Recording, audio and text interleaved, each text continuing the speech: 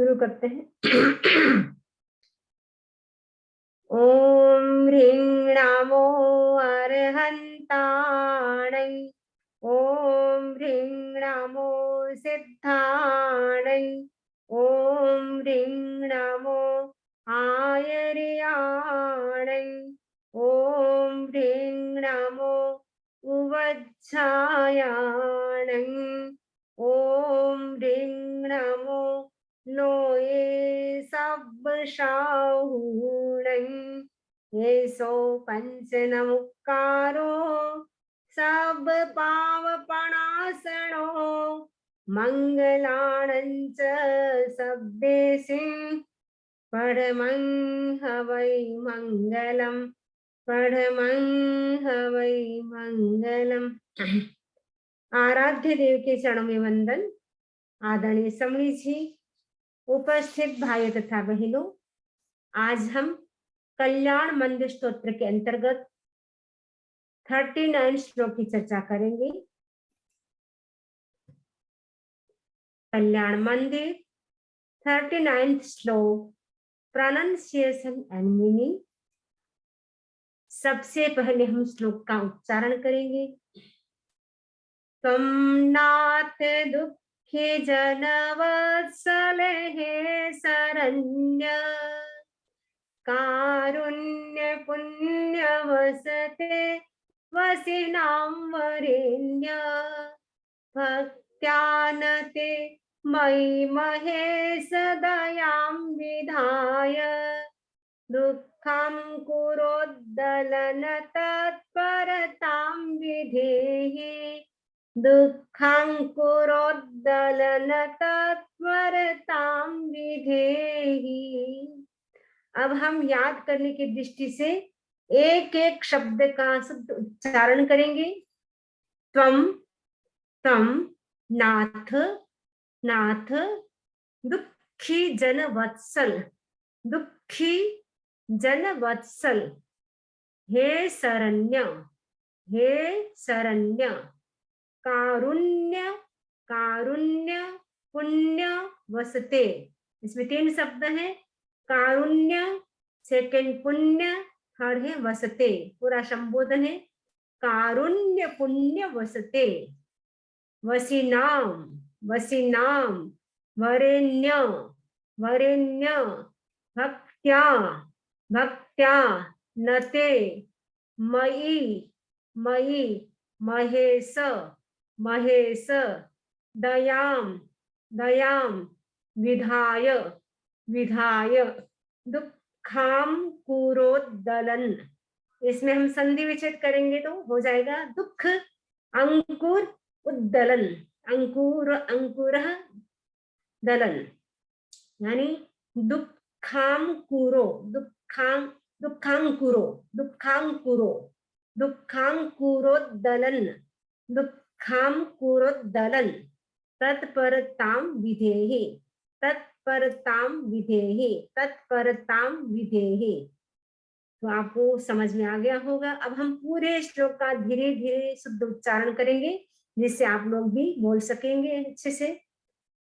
त्वं नाथ दुःखी जन वत्सल हे शरण्य, कारुण्य पुण्य वसते वसिनां वरेण्य, भक्त्या नते मयि महेश दयां विधाय, दुःखं कुरोद्दलन तत्परतां विधेहि, दुःखं कुरोद्दलन तत्परतां विधेहि।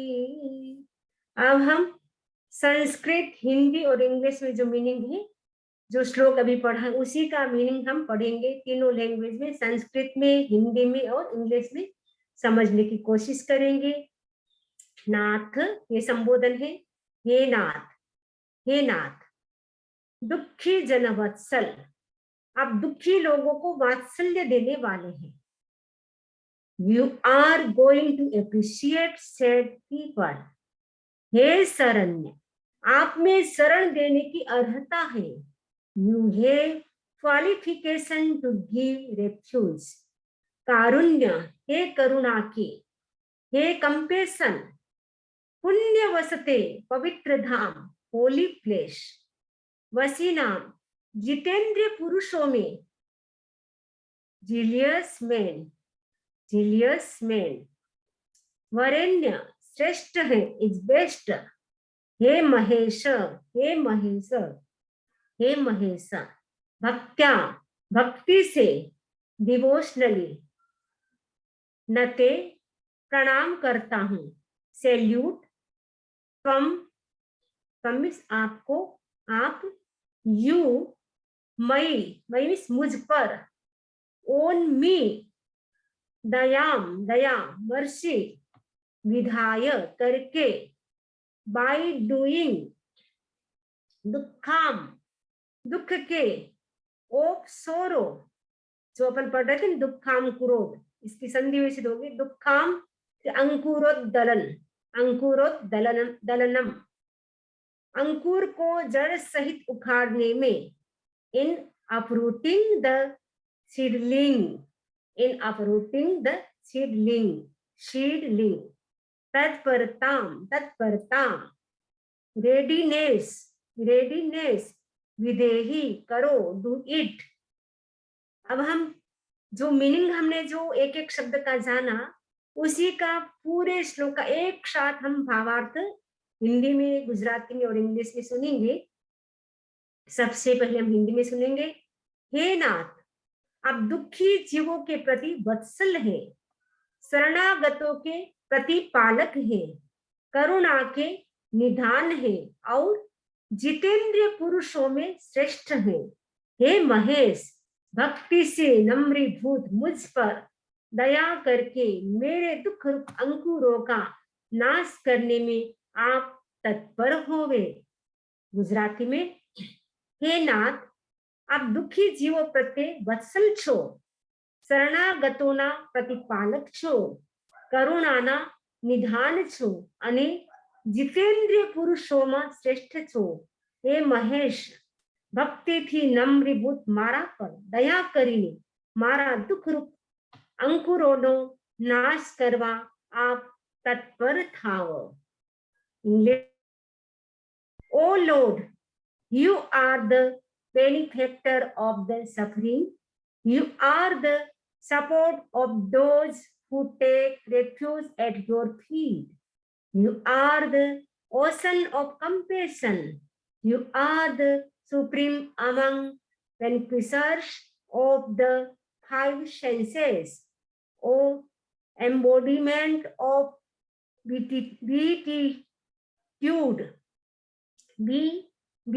beatitude, please at once show mercy on me, who bows with devotion and proceed to liberate me by destroying the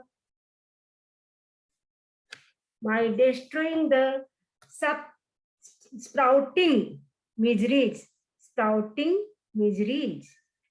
अब हम ये जो हमने श्लोक को समझा, अब वो हमें आचार्य सिद्धसेन इस श्लोक के माध्यम से क्या मैसेज दे रहे हैं, अब हम उसको सुनेंगे। आचार्य सिद्धसेन अपने मुखारबिंद से हम सभी लोगों को क्या मैसेज देते हैं। आचार्य सिद्धसेन भगवान पार्श्वनाथ से रिक्वेस्ट करते हैं, निवेदन करते हैं, प्रार्थना करते हैं, हे नाथ, आप मेरे पर दया करो, क्योंकि आप शक्तिशाली हैं, आप में पावर है। जिस व्यक्ति में पावर होता है, जिसमें एनर्जी होती है, सामर्थ्य होता है, शक्ति होती है, वही व्यक्ति दया कर सकता है। जो कमजोर व्यक्ति है, जिसमें वीकनेस है, वह व्यक्ति किसी पर कभी भी दया नहीं कर सकता है। आचार्य सिद्धसेन ने भगवान पार्श्वनाथ के लिए नाथ शब्द का प्रयोग किया है। हे नाथ, संस्कृत शब्द में जो नाथ शब्द है वो नाथ्रिंग धातु से बनता है।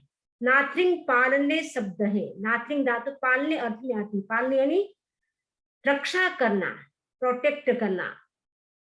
नाथ धातु है वो रक्षा करने अर्थ में आती है, पालन करने अर्थ में आती है। वही व्यक्ति रक्षा कर सकता है जिस व्यक्ति में शक्ति होती है, सामर्थ्य होता है। जब अनाथी मुनि ध्यान कर रहे थे उस समय श्रेणिक राजा आते हैं। जैसे ही अनाथी मुनि को देखा और कहा, अहो रूपम, आपका रूप कितना सुंदर है, आपका वर्ण कितना अच्छा है, आप में कितनी सौम्यता है, कितनी शांति है, कितना आप डीप मेडिटेशन कर रहे हैं, आप इस युवा अवस्था में इस प्रकार आपने संसार को क्यों छोड़ा, आपने दीक्षा ग्रहण क्यों की। मेडिटेशन संपन्न होने के बाद अनाथी मुनि कहते हैं, हे राजन, मैं अनाथ था। तो श्रेणिक ने कहा, अरे अनाथ होने की क्या जरूरत है, मैं तुम्हारा नाथ बनता हूं। अनाथी कहते हैं, राजन आप स्वयं अनाथ हैं, आप मेरे नाथ कैसे बन सकते हैं। तो श्रेणिक राजा ने जैसे अपने लिए शब्द सुना, मैं अनाथ हूं, मैं अनाथ कैसे हो सकता हूँ, मेरे पास चतुरंगी सेना है, इतने हाथी, इतने घोड़े हैं, इतने सैनिक है, इतना बड़ा राज्य है, इतना बड़ा खजाना है, मैं अनाथ कैसे हो सकता हूँ। मुनि कहते हैं, अनाथ मुनि मेरी बात सुनो, मैं अनाथ कैसे हूं। मैं एक धनाढ्य व्यक्ति का बेटा था, यानी रिचमैन मेरे पिताजी थे, बहुत बड़े धनी थे। मेरी शादी भी बड़े उच्च कुल में हुई थी, अच्छे घर में हुई थी, अच्छी लड़के के साथ हुई थी। भाई बहन घर में सब कुछ था, कुछ भी कमी नहीं थी। एक बार क्या होता है, मेरी आंखों में भयंकर वेदना होती है। उस समय मेरे पिताजी, मेरी माँ, मेरे भाई, मेरे बहन, मेरी पत्नी सभी मेरे पास खड़े हैं। डॉक्टर्स आ रहे हैं, वैद्य जी आ रहे हैं, बड़े बड़े हकीम आ रहे हैं, दवा चेंज कर रहे, एक के बाद एक दवा देते जा रहे हैं, लेकिन कुछ भी फर्क नहीं हो रहा है। भयंकर आंखों में पेन हो रहा है। इतनी मेडिसिन लेने के बाद भी कुछ भी फर्क नहीं होता है। सब खड़े खड़े आंसू बहा रहे हैं, कोई मनौती ले रहे हैं, हे कुलदेवी माता, हे दादा साहब, आप यदि मेरे बेटे को ठीक कर देंगे, हम इतनी प्रसाद चढ़ाएंगे। सब मनौती ले रहे हैं। डॉक्टर भी आ रहे हैं, आगे से आगे बड़े बड़े डॉक्टर्स, जो बड़े बड़े डॉक्टर्स होते हैं वो सब घर में आते हैं, लेकिन कोई भी उनकी आंखों की जो वेदना थी वो दूर करने में समर्थ नहीं होते हैं। तब अनाथ ही क्या करते हैं, रात्रि के समय संकल्प करते हैं। संकल्प से सिद्धि होती है, संकल्प में शक्ति होती है। संकल्प करके सोते हैं, यदि आज रात को मेरी आंखों की वेदना दूर हो जाए तो कल सूर्योदय के साथ ही मैं जैन दीक्षा स्वीकार करूंगा। ऐसा संकल्प करके सोते हैं। संकल्प का प्रभाव देखो, जैसे जैसे रात ढलती जा रही, बीतती जा रही है, वैसे वैसे उनका जो दर्द था आंखों का, जो आंखों में जो पेन था, वो धीरे धीरे करके एकदम दूर हो जाता है। सूर्योदय के साथ तो आंखें एकदम स्वस्थ हो जाती हैं। परिवार वाले सब खुश हो जाते हैं। कहा देखो, हमने मनोती ली थी, कोई बोलता हमने ऐसे किया था, आपको डॉक्टर, ये शायद लास्ट वाला जो डॉक्टर था बहुत अच्छा था, इसकी दवाई आपको लागू हो गई है। कोई कुछ बोल रहा था, कोई कुछ बोल रहा था, लेकिन अनाथी ने कहा, नहीं, मैंने जैन धर्म की शरण स्वीकार की, अहिंसों की शरण स्वीकार की, तब सब ये संभव हुआ है। अब जिस शरण ने मुझे बचाया है, जिस शरण ने मेरे दर्द को दूर किया है, उनकी शरण में मैं जाऊंगा, उनकी शरण स्वीकार करूंगा। सूर्योदय के साथ ही माता पिता से अनुमति लेकर के अनाथी जैन साधु बन जाते हैं। अनाथ ने श्रेणिक राजा से कहा कि मैं अनाथ इसीलिए क्योंकि मेरी कोई भी रक्षा नहीं कर सके, सब कुछ होते हुए भी मेरे को दुखों से कोई बचा नहीं सके, मेरा दुख कोई दूर नहीं कर सके, इसीलिए मैं अनाथ हूँ। ऐसे में कोई गरीब नहीं था, लेकिन मेरे दुख को कोई दूर करने वाला नहीं था, इसीलिए मैं अनाथ था। अब मैंने दीक्षा स्वीकार कर ली है, अब मैं सभी प्राणियों का नाथ बन गया हूँ। यहाँ पर भी नाथ शब्द का प्रयोग आचार्य सिद्धसेन ने किया है। आचार्य सिद्धसेन कहते हैं, हे नाथ आप कैसे हो? दुखी जन वत्सल, दुखी लोगों के लिए आप क्या है? वात्सल्य, जो दुखी है उनको आप क्या करते हैं? स्नेह देते हैं, वात्सल्य देते हैं, उनके दर्द को दूर करते हैं। क्योंकि यदि कोई भूखा होता है, यदि उसको रोटी मिल जाती है तो उसका दर्द दूर हो जाता है। कोई प्यासा उसको पानी पिला दिया तो उसकी प्यास बुझ जाती है, एक बार के लिए उनका दर्द भी ठीक हो जाता है। लेकिन वो टेम्परेरी होता है, एक बार खाया थोड़ी देर के लिए उसका दर्द, जो भूख का जो दर्द था, भूख थी, प्यास थी, वो एक बार के लिए शांत हो जाता है, लेकिन 2-4 घंटे बाद वही स्थिति बन जाती है। यानी जो रूट से जब तक पेन नहीं मिटता है तब तक वो वापस वापस होता रहता है। जैसे प्लांट से होता है, जो प्लांट से होता है, यदि उसको जड़ से यदि काट देते हैं तो प्लांट से वापस नहीं होता है। यदि बीज होता है उसको समाप्त कर देते हैं, जला देते, तो वो बीज अंकुरित नहीं होता है। वैसे ही जो दुख का बीज है, जो दुख है वो बार बार क्यों हो रहा है मेरे जीवन में? आचार्य सिद्धसेन कहती, बार बार दुख क्यों हो रहा है? दुखों की श्रृंखला क्यों चल रही है? अनेक जन्मों से ये दुखों की श्रृंखला मेरे जीवन में चल रही है, इसके लिए मेरे अनेक जन्म हो रहे हैं। तो प्रभु आप कृपा करो, मेरे पे दया करो। ये मेरा जो दुख का अंकुर है, जो रूट है, बीज है, सीड है, उसको आप जड़ से ही खत्म कर दो। यदि जड़ से वो खत्म हो जाएगा जो सीड, तो हमेशा के लिए मेरा दुख भी समाप्त हो जाएगा। क्योंकि ऊपर ऊपर से करने से कुछ नहीं होगा। दुख की जड़ को कौन समाप्त कर सकता है? जो वीतराग होता है वही व्यक्ति दुख की जड़ को समाप्त कर सकता है। जिसमें राग होता है, जिसमें द्वेष होता है, वह कभी भी दुख की जड़ को समाप्त नहीं कर सकता है। तो प्रभु आप कैसे हो? भगवान पार्श्वनाथ कैसे हैं? इंद्रों द्वारा पूजित है, और वो करुणा के क्या है? कारुण्य पुण्य वसते, यानी करुणा के पवित्र धाम है, यानी करुणा के महासागर है। ओशन ऑफ कंपेशन, यानी करुणा के महासागर है। वसीनाम वरेण्य, और आप क्या है? श्रेष्ठ है। सभी व्यक्तियों में आप क्या है? श्रेष्ठ है। यानी जो अपनी जो पांचों इंद्रियां हैं उन पर कंट्रोल करने में आप सबसे श्रेष्ठ हैं। आप में इतनी क्षमता है कि आपने पांचों इंद्रियों को क्या किया है? अपने कंट्रोल में कर लिया है। अब आपको कोई भी इंद्रिय आपको विचलित नहीं कर सकती है, वरना हमारी इंद्रिय बहुत चंचल है। कोई अच्छी वस्तु देखती है तुरंत ही उसके पीछे हमारा अट्रैक्शन हो जाता है। अच्छा रूप देखा तो हम उसके प्रति आकर्षित हो जाते हैं। अच्छे शब्द सुने, अच्छे गायन सुने, गीत सुने, सॉन्ग सुने तो हमारा मन उसके प्रति अट्रैक्ट हो जाता है। लेकिन प्रभु आप तो कैसे हो? पांचों इंद्रियों को आपने जीत लिया, इसलिए आपके वसीनाम वरेण्य, आप सब में श्रेष्ठ हैं। और भक्त्यानते मई महेश दयाम विधाय, आपने क्या किया? दयाम, दया करके आप क्या करो? दया करके, भक्त्या मैंने भक्ति से, मई मैंने मेरे पर आप क्या करे? दया करो। क्योंकि आप ही मेरे पे दया कर सकते हो। दया ऐसी नहीं, क्योंकि कुछ लोग होते हैं लक्ष्मी की मांग करते हैं, हमारे घर में लक्ष्मी हो जाए। कुछ लोग राज्य की मांग करते हैं, कोई लोग गरीब होते हैं उनको मकान चाहिए तो मकान की मांग करते हैं। वो सब टेम्परेरी है, एक बार वो मांग भी आपकी पूरी हो जाएगी, लेकिन आपका जो दुख है, दर्द है, वो हमेशा के लिए समाप्त नहीं होगा। क्योंकि जब तक रूट से सीड समाप्त नहीं होता है तब तक वो रूट होती है, तो बार बार वो पौधा होता है, वो उगता रहता है। वैसे ही जो दुख का जो बीज है, अंकुर है, वो जड़ से समाप्त नहीं होता है, तो बार बार दुख आते रहते हैं। एक बार लगता है अब सब कुछ ठीक हो गया है, और वापस थोड़े समय के बाद वापस दूसरी समस्या आ जाती है। एक टेंशन समाप्त हो जाता है, दूसरा टेंशन और अधिक खड़ा हो जाता है। तो आचार्य शिवसेन कहते, प्रभु आप तो दयालु है, कृपालु है, आप क्या करे? दया करके मेरा क्या करे? मेरे जो दुख रूपी जो अंकुर है जन्मों जन्मों के, उनको ही आप समाप्त कर दे।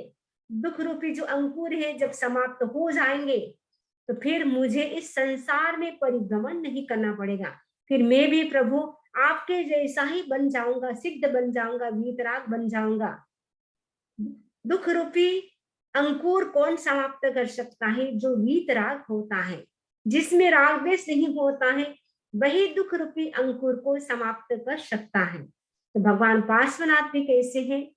जिनके राग और द्वेष समाप्त हो चुके हैं, वो एकदम पावरफुल है, इसीलिए वे क्या कर सकते हैं?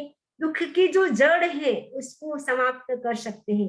आचार्य सिद्धसेन प्रार्थना कर रहे, प्रभु मुझे और कुछ नहीं चाहिए, मुझे न लक्ष्मी चाहिए, न राज्य चाहिए, न धन चाहिए, न वैभव, न मकान, न ऑफिस, कुछ भी नहीं चाहिए। मेरा तो एक काम बस कर दे, जो दुख की जो जड़ है, रूट है, उसको ही जड़ से समाप्त कर दे, ताकि मेरे जीवन में किसी भी प्रकार का कोई दुख न आए, कोई समस्या न आए, कोई टेंशन न आए।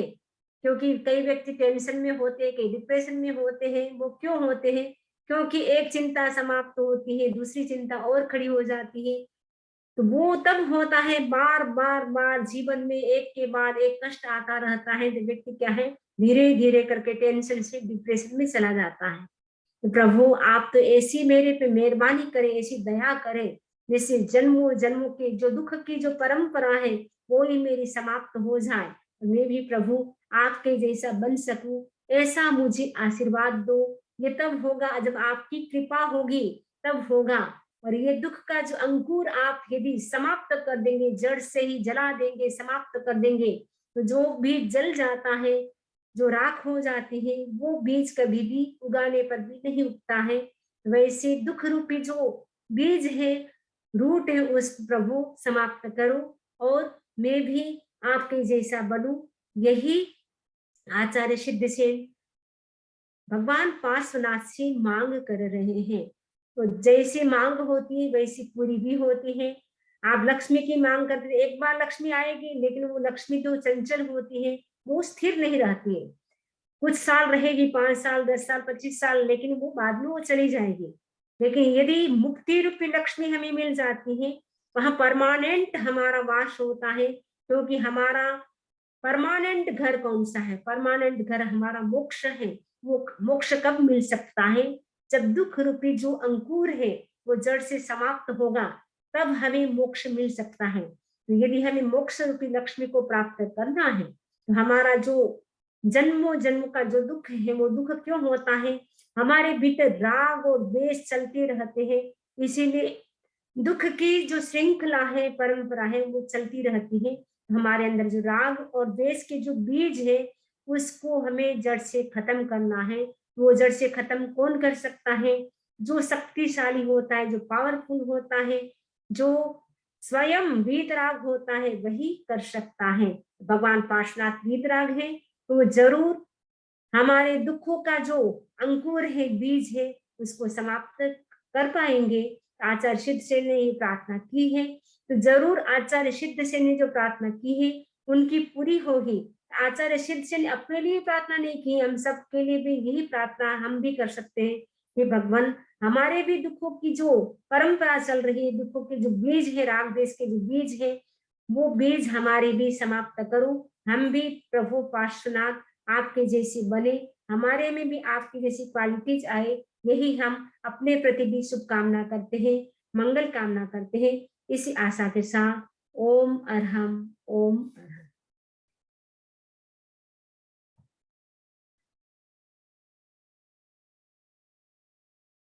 किसी को कोई प्रश्न है?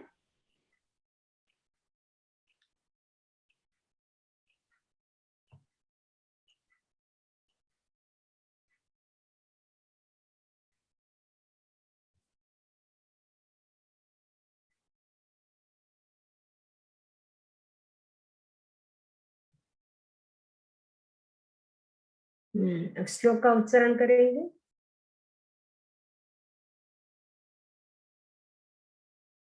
सुनाई दिया था क्या? हाँ। चलिए श्लोक का उच्चारण करें। चलिए नीता जी आप कीजिए। त्वं नाथ दुःखी जनवत्सल हे शरण्य कारुण्य पुण्य वसते वसिनां वरेण्य भक्त्यानते महिमहेश दयां विधाय दुःखां कुरोदलन तत्परतां विधेहि। अच्छा बोला, सरस. હવે ચલો આગળ કોણ બોલશે? હું બોલું છું વંદાની.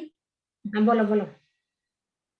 પમનાથ દુઃખી જન વત્સલ હે શરણ્ય કારુણ્ય પુણ્ય વસતે વસીનામ વરેણ્ય ભક્ત્યા નતે મયી મયી સદયામ વિધાય દુઃખાન્મ કુદો દુઃખામ કુદો દુઃખામ કુદો દલન દુઃખામ કુરો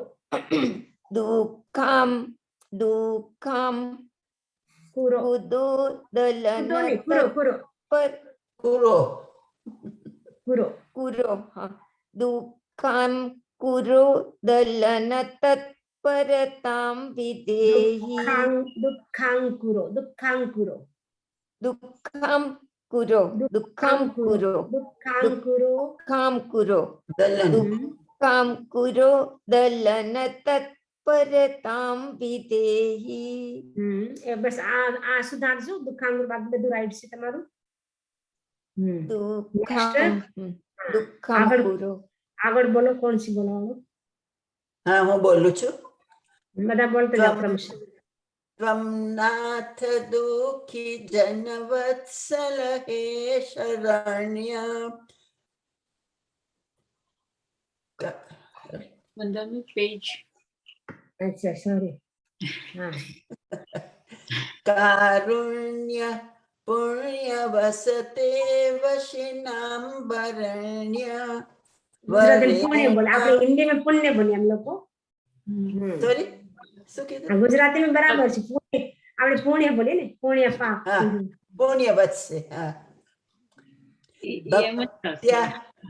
ભક્ત્યાનતે મહિમહેશ દયાં વિધાય દુઃખાં કુરો દલન તત્પરતાં વિધેહિ. સરસ બોલ્યા.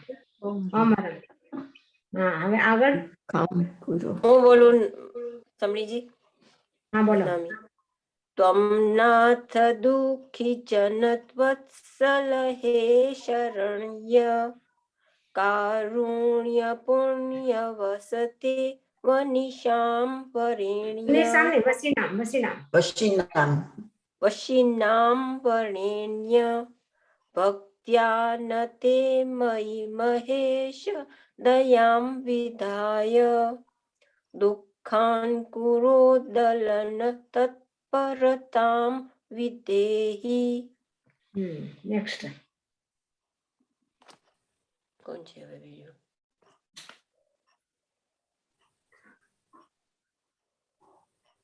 કોઈ છે બોલવાનું? Jashwant I don't know. ચંદ્રાબેન. ચંદ્ર કોઈ ચંદ્રાબેન? ચંદ્ર કોણ છે? ચંદ્ર મહાવીર. और जसवंत शाह. જસવંત શાહ બોલું છે તમારે? જસવંત શાહ ભાઈ, જસવંતભાઈ. ચાલો કોઈ નથી. તો ઠીક છે, તો યાદ કરી લેજો. Yes. હા. દુઃખી જનવત્સલ હે શરણ્ય